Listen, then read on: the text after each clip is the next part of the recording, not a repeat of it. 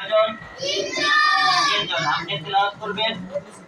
আপনার 30 নম্বরে থাকবে। কয় নাম্বার? 30 নম্বর। একজন বিচারকের কাছে 10 করে নাম্বার থাকবে। আপনার বলা যত ভালো হবে আপনি নাম্বার তত বেশি পাবেন। এজন্য আমাদের সুন্দর করে বলতে হবে। ঠিক আছে?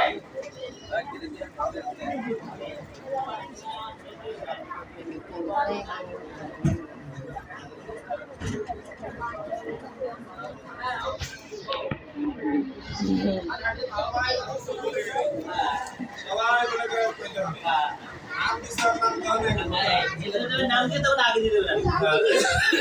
এবার যদি শেষ হয়ে যায় তারপর আপনি গজল করে নাম দিয়ে দেবেন। গজল কি নাম দিতে চান? ঠিক আছে? হাতটা নামাও, হাত নামাও সবাই, হাত নামাও। ভিতরে কি করে শোনো?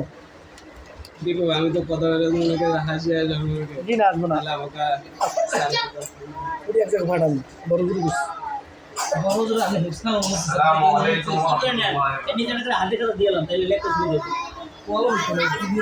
আমাদের মাদ্রাসার হেফখানার প্রধান শিক্ষক সবাই কেমন আছে?